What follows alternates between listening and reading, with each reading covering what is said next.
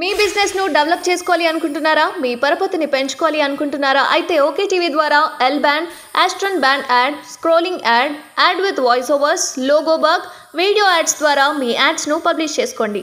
సంప్రదించవలసిన phone number 8520917933. అడిగి తెలుసుకుందాం అసలు సమస్య ఏంటి అని. మేడం, ఇది బడంగపేట ఏరియాలో మా ఫాదర్కి ఒక ల్యాండ్ ఉందండి. ఈ సర్ప్లస్లో ఉందని చెప్పేసి G192లో ఒక డిమాండ్ నోటీస్ ఇచ్చారు 2016లో. సడన్గా మాకు ఒక 15 రోజులు వారం రోజులు టైం ఇచ్చి 2,85,000 డిమాండ్ చేశారు కట్టమని. ఫోర్సబుల్ ఏమైందంటే భయపడి, మా ఫాదర్ గవర్నమెంట్ ఎంప్లాయీ, చాలా ఇన్నోసెంట్గా పనిచేస్తారు, చాలా భయస్తులు, ఎంబటే తొందరపాటుతో 2,85,000 పే చేశారు. తర్వాత ఏం తెలిసిందంటే ఇది అవసరం లేదు అని చెప్పేసి వీళ్ళకి రిఫండ్ చేయమని కలెక్టర్ రంగారెడ్డి డిస్ట్రిక్ట్ గారు, నేను ఒక 15 సార్లు తిరిగాను ప్రజావాణిలో, ఎవ్రీ మండే ప్రోగ్రాంలో తిరిగాను. తిరిగితే లెటర్ ఇస్తే మళ్ళీ తర్వాత ఒక ప్రొసీడింగ్ ఇచ్చారు CCLA వాళ్ళు ఇస్తే బాలాపూర్ మండల ఆఫీస్కి వెళ్ళి కలిశాను. అసలు అక్కడ మా ఫైలే లేకుండే. ఫైల్ లేదంటే నా దగ్గర ఉన్న మొత్తం ఫైల్స్ జిరాక్స్ సెట్ చేసి వాళ్ళకి ఇస్తే ఒక 1 year 1.5 year తిప్పిన తర్వాత 2018లో రిఫండ్ చేయమని ఇచ్చారు. ఆ తర్వాత బిల్ చేస్తే 2022 వరకు ఒక సెక్రటరియట్ కూలగొట్టి మళ్ళా కట్టారు. పాత సెక్రటరియట్ నుండి కొత్త సెక్రటరియట్లో 18 సార్లు రిప్రజెంటేషన్ చేశాను. ఏమనంటే చిట్టి రాసి ఇవ్వమంటారు, మా డీటెయిల్స్ రాసి అక్కడ చిట్టి ఇవ్వమంటారు. ఏది ఫైనాన్స్ సెక్రటరీ రిఫండ్ సెక్షన్లో 16 సార్లు చిట్టి రాసి ఇచ్చాను. కానీ మొన్న పోతే మళ్ళీ ఎలక్షన్స్కు బిఫోర్, అసెంబ్లీ ఎలక్షన్ బిఫోర్ ఇది రివాలిడేషన్ అయిపోయింది. దీన్ని మళ్ళీ మీరు బిల్ ప్రిపేర్ చేయించుకోవాలంటే నేను ఎవరి దగ్గరికి వెళ్ళాలి, ఎంతమంది దగ్గర తిరగాల? హైదరాబాద్లో DTO ఆఫీస్ ఉంది, బాలాపూర్లో మండల ఆఫీస్ ఉంది. అక్కడ మండల ఆఫీస్కి 1-2 సార్లు వెళ్ళాను ఆఫ్టర్ ఎలక్షన్స్. కన్సర్న్ MRO గారు లేరు. ఆ తర్వాత DT గారికి ఫోన్ చేశాను, ఆయన కూడా ఒకసారి రమ్మంటున్నారు. కానీ వెళ్ళాలంటే నేను ఒక ఎంప్లాయీని, కాంట్రాక్ట్ ఎంప్లాయీని. మా ఫాదర్ 86 years, ఇప్పుడు ఆయన లేరు. మా మదర్కి చాలా రిక్వైర్మెంట్ ఉంటుంది, రిఫండ్ చేస్తే బాగుంటుందని నా రిక్వెస్ట్. ఇంకా అక్కడిక్కడ తిరగలేక ఇవాళ CM ఇక్కడ దర్బార్లో లెటర్ ఇచ్చాను. అయితే సెక్రటరియట్లో దీనికి సంబంధించిన వివరాలు ఏమైనా ఉన్నాయా? సెక్రటరీలో ఇదే లెటర్ మేడం, ఈ లెటర్ వాళ్ళ దగ్గర ఉంది మొత్తము. వాళ్ళు ఇప్పుడు నేను సెక్రటరీకి మొన్న రీసెంట్లీ వెళ్తే ఇది రివాలిడేషన్కి అయిపోయింది. అక్కడ సమ్ ఫైనాన్స్ సెక్రటరీ రామకృష్ణారావు గారు ఎవరో, ఆయనైతే ఒక్కరోజు కూడా కలవడానికి పర్మిషన్ ఇవ్వలేదు. ఆయన పేషీలో సార్ కలిస్తే ఆయనేమో ఇది రివాలిడేషన్ అయిపోయింది, మీరు మళ్ళీ బిల్ చేయించుకొని రండి, బిల్ చేయించుకొని వస్తే మళ్ళీ మేము రిఫండ్ చేయడానికి ప్రయత్నమే చేస్తామన్నారండి. ఇస్తామని కూడా చెప్పట్లేదు. నా డబ్బులు, మా ఫాదర్ డబ్బులు కష్టార్జితం, ఒక గవర్నమెంట్ ఎంప్లాయీ, రిటైర్డ్ పర్సన్, తొందరపడి కట్టిన పాపానికి 2016 నుండి ఈ రోజు వరకు డబ్బులు రిఫండ్ చేయడం లేదు.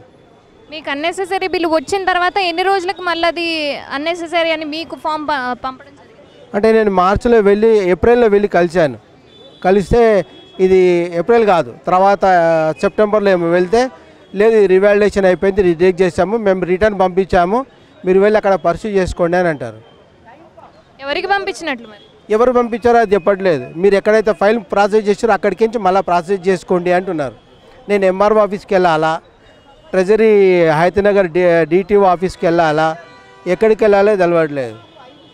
నేను ఎవరి దగ్గరికి పోయినా దీని తాలూకు ఫైల్ డీటెయిల్స్ మాత్రం ఆఫీస్లో ఎక్కడా లేవు.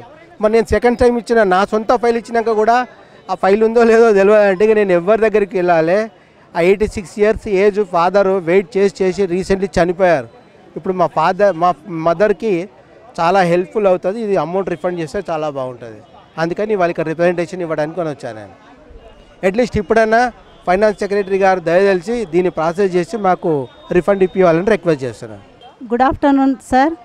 CM రేవంత్ గారికి నమస్కరించి తెలియజేయనది ఏమనగా, మేము కస్తూర్బా పాఠశాల నుంచి వచ్చినాం సార్.